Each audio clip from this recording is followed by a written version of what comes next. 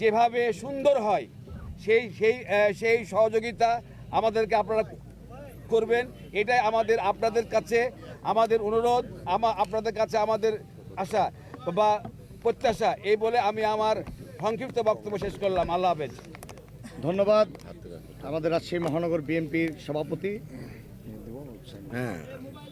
এই পর্যায়ে আপনাদের সামনে ব্রিফ করবে রাজশাহী বিভাগীয় সাংগঠনিক সম্পাদক জাতীয়তাবাদী দলের সাবেক ছাত্রনেতা অ্যাডভোকেট সৈয়দ শাহিন শওকত খালেক শাহিন ভাই।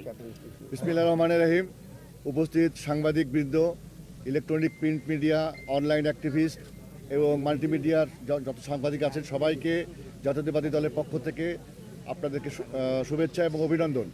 আপনারা বেশ কয়েকদিন ধরেই নিউজ করে যাচ্ছেন তারেক রহমান সাহেবের বিএনপির চেয়ারম্যান উনি রাজশাহীতে আসবেন, সেই উপলক্ষে আপনারা আমাদেরকে সহযোগিতা করে যাচ্ছেন। এই জন্য আপনাদেরকে আমাদের পক্ষ থেকে ধন্যবাদ জানাচ্ছি। আমাদের সার্বিক প্রস্তুতি সম্পন্ন হয়েছে। যেদিন তারিখ ঘোষণা হয়েছে তারপরেই আমরা 4টি জেলাকে নিয়ে বসেছিলাম এবং নেতৃবৃন্দদেরকে বসেছিলাম। আমরা তাদেরকে প্রয়োজনীয় নির্দেশনা দিয়েছি, তারা তাদের এলাকাতে ব্যাপক প্রস্তুতি নিচ্ছে, প্রচার কার্য চালাচ্ছে। আপনারা নিশ্চয়ই জানেন যে তারেক রহমান দীর্ঘদিন আমাদের দেশের বাইরে ছিলেন। আমাদের মমতাময়ী মা বেগম খালেদা জিয়া ইন্তেকাল করার পরে আমাদের ভিতরে শোক কাজ করছিল, জনগণ শোকাহত ছিল। কিন্তু তারেক রহমানের প্রত্যাবর্তনের পর সারা বাংলাদেশ নতুন করে জেগে উঠেছে, নতুন প্রত্যয়, নতুন চেতনা, নতুনভাবে উজ্জীবিত হয়েছে। আগামীর বাংলাদেশের বিএনপি বিজয় লাভ হলে তারেক রহমান প্রধানমন্ত্রী হবেন এবং দেশের সার্বিক উন্নয়নে অতীতে যত রকম দুষ্কর্ম হয়েছে সেগুলোকে ধুলায় মিশিয়ে দিয়ে, সেগুলোকে মিটিয়ে দিয়ে নতুন বাংলাদেশের প্রত্যয় ঘোষণা করবেন, যেটি আমাদের 2024 সালে 5ই আগস্ট ছাত্র জনতার প্রত্যাশা ছিল। সকল প্রত্যাশাকে এক করে তিনি এখানে তার নির্বাচনী প্রচারণা সভায় জবাবদিহিতামূলক পার্লামেন্ট এবং জবাবদিহিতামূলক এমপি নির্বাচনের জন্য তিনি এখানে আহ্বান জানাবেন এবং সেই জায়গাতে আমরা সবাই আপনাদের সহযোগিতা কামনা করছি। এর পাশাপাশি তারেক রহমান সাহেব এই উত্তরবঙ্গের সন্তান, তার শিকড় এখানে পতিত আছে। জিয়াউর রহমান এই উত্তরবঙ্গের সন্তান, তার সন্তান তারেক রহমান। অতএব একটা আবেগ কাজ করছে, একটা ভালোবাসা কাজ করছে। সেই কারণে সবাই প্রচণ্ড রকম একটা আশার মধ্য দিয়ে, প্রত্যাশার মধ্য দিয়ে, আবেগের মধ্য দিয়ে, ভালোবাসার মধ্য দিয়ে আমরা তাকে আগামীকাল সিক্ত করে এখানে অভিনন্দিত করব। এই মাদ্রাসা মাঠে উনি আসবেন। শুধু তার সাথে আপনাদের একটু সহযোগিতা চাই। আমাদের নির্বাচনী প্রচারণার ক্ষেত্রে রাজশাহীরও কিছু চাওয়া পাওয়া আছে, এই উত্তরবঙ্গে চাওয়া পাওয়া আছে, সেটাও আমরা বলবো। কিন্তু যেটা আপনাদেরকে বলতে চাই, আগামীকাল জাতীয় ইউনিভার্সিটির আন্ডারে অনার্স ফাইনাল পরীক্ষা আছে। সেক্ষেত্রে আপনাদের প্রচার মাধ্যমে তাদেরকে একটু আপনারা বলে দিবেন বা আহ্বান জানাবেন তারা যেন একটু আগে চলে আসেন। আর আপনাদের মাধ্যমে আমাদের নেতাকর্মীদেরকে আমরা জানিয়ে দিচ্ছি তারা যেন যে সকল পরীক্ষার্থী আসবে তাদেরকে যেন সর্বাত্মক সহযোগিতা তারা রাখে এবং তাদের পরীক্ষার হলে যেন তারা যেতে সহযোগিতা করে। এই জিনিসটাই আপনারা একটু বলে দেবেন, কারণ আমরা জনগণের দল, জনগণের বিড়ম্বনা বা জনগণের কোনো কিছুতে কষ্ট হয় সেটা আমরা কখনোই চাইবো না। তারেক রহমান সব তো অবশ্যই চাই না।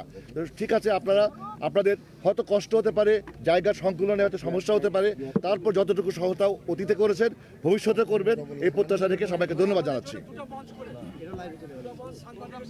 ভাই বলে দিই, তারপরে বলেন।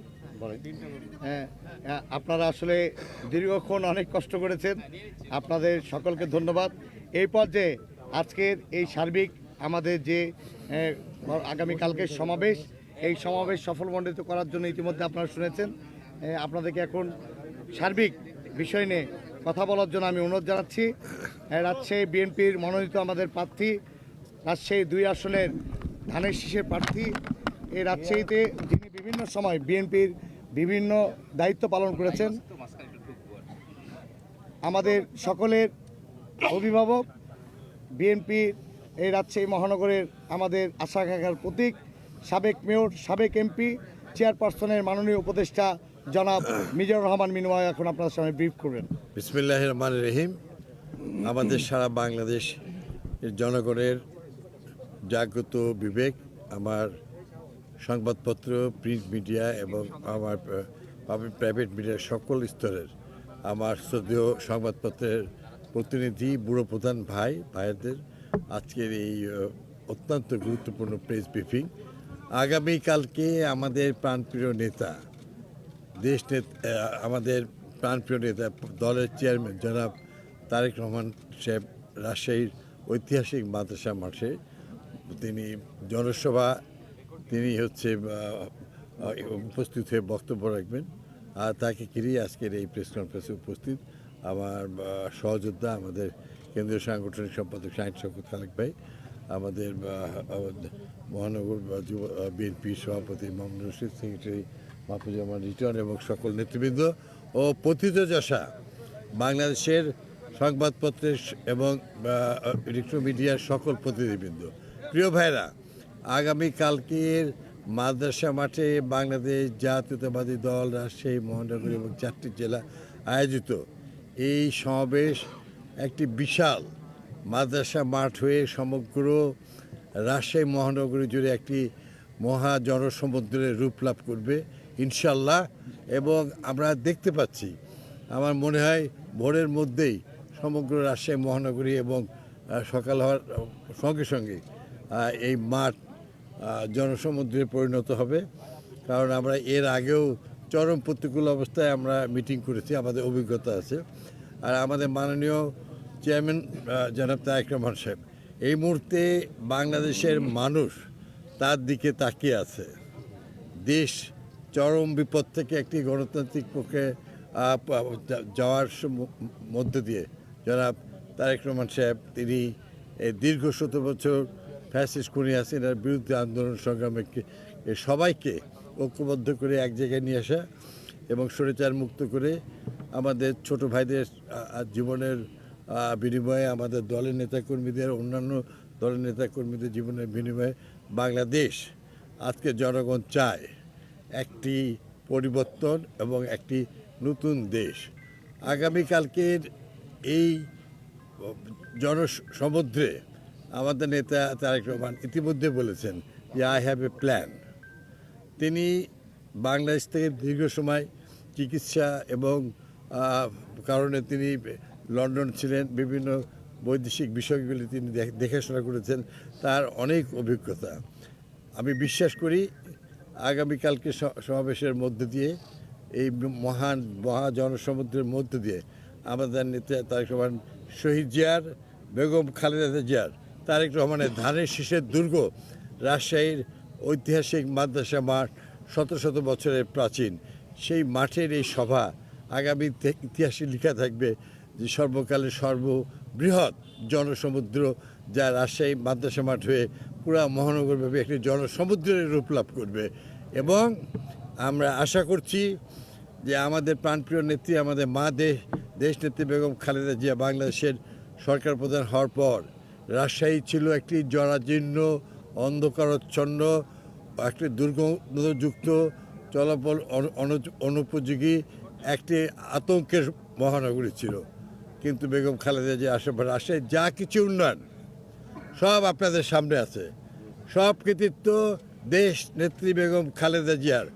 আর আমি ছিলাম, আমার সঙ্গে আমার বড় ভাই কবির ভাই সহ আরও নেতৃবৃন্দ ছিল, সব নেতারাই ছিল। এবং ম্যাডামের সুনিপুণ কর্মের মধ্য দিয়ে রাজশাহী মহানগরী একটি নতুন রূপ লাভ করেছিল। কিন্তু আমরা দেখেছি যে পরবর্তী 17 বছর রাজশাহী অবহেলিত, বঞ্চিত এবং অপমানিত হয়েছিল। বিএনপির অনেক প্রকল্পকে বাদ দিয়ে মেগা প্রকল্পের নামে মেগা দুর্নীতি হয়েছিল। কিন্তু আমরা চাই যে আগামী দিনে জনগণের সকল ক্ষমতার শক্তি উৎস, সেই জন্য আমাদের নেতা ইতিমধ্যেই তিনি হচ্ছে মায়েদের জন্য ফ্যামিলি কার্ড এবং হচ্ছে বা মুরব্বী সকল জন্য স্বাস্থ্যের জন্য একটি আন্তর্জাতিক মানে যুগোপযোগী যে চিকিৎসা পদ্ধতি, সেটার জন্য তিনি হচ্ছে হেলথ কার্ড এবং হচ্ছে কৃষকদের জন্য কৃষি কার্ড। আপনারা জানেন যে শহীদ জিয়া বাংলাদেশের সর্ববৃহৎ প্রকল্প, এই বরেন্দ্র প্রকল্পের মধ্য দিয়ে রাজশাহী অঞ্চলকে সবুজ হয়েছে এবং ব্যাপক 4টি ফসলের রূপ লাভ করেছে।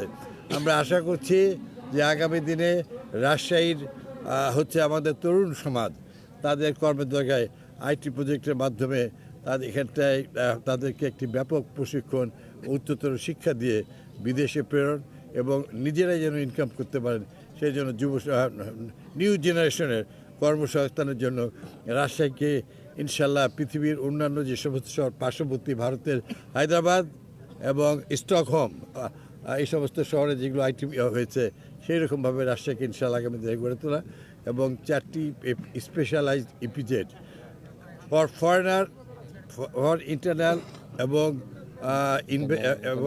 এবং ইন্টারন্যাশনাল ইনভেস্টার এবং হচ্ছে বাংলাদেশি ইন্টারনাল ইনভেস্টার, এবং সেই সঙ্গে সঙ্গে রাজশাহীর হারিয়ে যাওয়া রেশম শিল্পকে রেশম শিল্প নগরী করা, এটা বিএনপির প্রজেক্ট। বিএনপির যে রাজশাহী মহানগরী গ্যাস লাইন যে নিয়ে এসেছিল, এগুলো শিল্পের জন্য। তো যাই হোক, যা কিছু উন্নয়ন সব কিছু আপনাদের সামনেই আছে। আমরা আশা করছি আগামী সমাবেশের মধ্যে দিয়ে আগামী জাতীয় সংসদ নির্বাচনে বাংলাদেশ জাতীয়তাবাদী দল 13 সংসদ নির্বাচনে অংশগ্রহণ করছে। আমাদের এই 4টি জেলায় আমাদের 13 জন প্রার্থী আছে, তাদেরকে তিনি সবার সামনে পরিচয় করাই দিবেন এবং তার বক্তব্যের মধ্য দিয়ে হচ্ছে যে একটি নতুন বাংলাদেশ। আর আমাদের প্রত্যাশা থাকবে যে একটি রাজশাহী জনগণের যে প্রত্যাশা, যে রাজশাহীর মানুষ শান্তিতে থাকতে চায়, তারা ঘুমাতে চায়, তারা এই 17 বছরের কলঙ্কিতকে শেষ করে আগামী দিনে একটি সুখী সমৃদ্ধশালী সেই সবুজ শিক্ষা নগরী, পরিচ্ছন্ন নগরী, স্বাস্থ্য নগরী, নিরাপদ নগরী, যেই নগরী অর্জন করেছিল বিশ্বের সর্বোচ্চ পদক লন্ডন স্কুল অফ ইকোনমিক্স দ্বারা happiest city middle category in the world. Rajshahi যেন তার চেয়ে আরও এগিয়ে যায় আমাদের নেতা জনাব তারেক রহমান সাহেবের নেতৃত্বে এবং দিক নির্দেশনায়। এই জন্য তিনি আগামী দিনে কী তার পরিকল্পনা, সকল যারা পার্লামেন্টে অংশগ্রহণ করবে তাদের কাছে আগাম বার্তা দিয়ে দিয়েছেন। আমি খালি হাসছি যে দেশনেত্রী বেগম খালেদা জিয়া রাষ্ট্রে কী ব্যাপক উন্নয়ন, এবং আমাদের নেতা Tarique Rahman new generation leader. একজন লিডার চেঞ্জ করতে পারে একটি নেশনকে অনলি 6 থেকে 7 বছরের মধ্যে। আপনারা জানেন যে দেশ স্বাধীন হওয়ার পর বাংলাদেশকে নিঃশেষ করে দেওয়া হয়েছিল এবং দুর্ভিক্ষ সৃষ্টি করা হয়েছিল, সংবাদপত্র বন্ধ করে দেওয়া হয়েছিল। জনগণ আমাদের প্রিয় নেতা শহীদ জিয়াকে রাষ্ট্রীয় ক্ষমতায় নিয়ে এসেছিলেন। শহীদ জিয়া রাষ্ট্র ক্ষমতা তিনি ওই অন্য সামরিক শাসনের মধ্যে নয়, দেশকে নিরাপদ রাখার জন্য, এবং 4-5 বছরের মধ্যেই তিনি পৃথিবীর বিশ্বে বাংলাদেশকে একটি উন্নত বাংলাদেশ এবং বাংলাদেশের যে কৃষিতে সফল, দুর্ভিক্ষ থেকে খাদ্য সংসম্পন্ন বাংলাদেশকে খাল খননের মধ্য দিয়ে এবং 4টি ফসল উৎপাদনের মধ্য দিয়ে বাংলাদেশ তার অগ্রগতি অর্জন করেছিল। এবং তারই সময় বাংলাদেশ থেকে হাজার হাজার দক্ষ আমাদের ভাইরা বিদেশে শ্রম বাজারে ঢুকেছিল। আজকের এই গার্মেন্টস শিল্প শহীদ জিয়ার, যা দ্বারা বাংলাদেশের সবচেয়ে বৈদেশিক অর্থ আসে, ঠিক তেমনিভাবে ইনশাল্লাহ আগামী দিনে আমাদের নেতাও সেই একই পরিকল্পনা করেছেন। কোনো নট মেগা প্রজেক্ট মানে মেগা দুর্নীতি, আওয়ামী লীগের দুর্নীতি, হাসিনার দুর্নীতি, তার দোসরদের দুর্নীতি, তার পরিবারের দুর্নীতি। আমাদের নেতার হচ্ছে প্রত্যাশা পূরণ, যে মানুষকে সুখী সমৃদ্ধশালী করা এবং নিরাপদে রাখে, এবং we do it shortly. And Rajshahi মহানগরী এবং এই অঞ্চলে মানুষের যে প্রত্যাশা, ইনশাল্লাহ আগামী দিনে সেই প্রত্যাশা পূরণ করা হবে। এবং আপনাদের সন্তান হিসেবে দীর্ঘ অভিজ্ঞতার মধ্যে দিয়ে আমার ধারণা, আমরা 1991 সালে আমরা জাতীয় সংসদ নির্বাচনে অংশগ্রহণ করেছিলাম। আমরা 1996 2টি অংশগ্রহণ করেছিলাম 2001 সালে, এবং তার মধ্যে 1996 পরেরটা এবং তারপরটা ছিল খুবই গুরুত্বপূর্ণ। 1991 সালে আমরা এই 39টি আসনের মধ্যে আমরা 35টি আসন পেয়েছিলাম, আর 1996 সালে আমরা 39টার মধ্যে 38টা আসন, জলিল সাহেব একটাই জিতছিল। আর 2001 সালে আমরা 39টার মধ্যে 38টা আসন পেয়েছিলাম, আর নাসিম সাহেব একটা জিতেছিল। আমি আশা করছি অভিজ্ঞতার আলোকে আপনাদের মধ্যে বিএনপি হচ্ছে সৎ, বিএনপি হচ্ছে পরিশ্রমী, জনগণের কাছে ওয়াদাবদ্ধ। বাংলাদেশের মানুষ দেখেছে কাদের দ্বারা দেশের উন্নয়ন, দেশের স্বাধীনতা সার্বভৌমত্ব রক্ষা, গণতন্ত্র সুপ্রতিষ্ঠিত করা এবং সকল উন্নয়ন সুনিশ্চিত করতে পারবে। সেই জন্য আগামীকালকে সবার মধ্য দিয়ে, প্রার্থীদের পরিচয়ের মধ্যে দিয়ে আগামী 12ই ফেব্রুয়ারি নির্বাচনে ইনশাল্লাহ আমাদের এই অঞ্চলের জনগণ ইনশাল্লাহ 39টা আসনে ইনশাল্লাহ সর্বময় বিজয় সুনিশ্চিত করবে। এইটা আমি বলি, প্লিজ কত বছর পর আসতেছে? উনি প্রায় হচ্ছে 22 বছর পর আসছেন আমাদের স্টেডিয়ামের হচ্ছে কর্মী সম্মেলনের পর, বিভাগীয় প্রতিনিধি সভার পর। আর বাকি যে সমস্ত রুট বা অমুক্তভাগ এগুলো বলছেন, এটি হচ্ছে আমাদের কেন্দ্রীয় দপ্তর সম্পাদক রিজভী আহমেদ ভাই আছেন দপ্তরের দায়িত্বে, সিনিয়র জয়েন্ট কনভেনার আপনাদের পরিচিত উনি আছেন, উনি এটার কথা বলবেন। আর বলবেন মাননীয় চেয়ারম্যানের তার নিজস্ব প্রতিনিধি। এই বিষয়গুলি আপনারা জানেন যে একটি বিদেশি ষড়যন্ত্রকারী শক্তি, তাদের ওখানে ষড়যন্ত্রকারীরা বসে আছে এবং রাজশাহী হচ্ছে আমাদের প্রিয় মহানগরী, কিন্তু তাদের অনেক ষড়যন্ত্র আছে। সেই জন্য সব কিছু ইচ্ছা থাকলেও সবার মাঝে বলা সম্ভব নয়। এখন পর্যন্ত আপনারা জানেন না যে কিভাবে আসতেছে, মানে মাননীয় চেয়ারম্যান আমরা সবই জানি। উনি আগামীকালকে এখানে 12টায় 12:30 ভাষণে উপস্থিত হবেন। That is final. All right, okay my dear brother, good, আসসালামু আলাইকুম, আসসালামু আলাইকুম।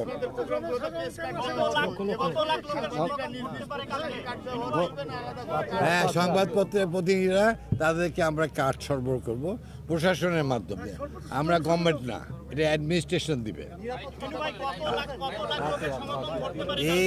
এইটি মহাজনসমুদ্র, এটি খালি লক্ষ লক্ষ লক্ষ লক্ষ, তার চেয়েও আরও অগণিত লক্ষ ঐতিহাসিক মহাজনসমুদ্র মাদ্রাসা মাঠ হয়ে রাজশাহী মহানগরী ছড়িয়ে পড়বে, মহানগর ব্যাপী।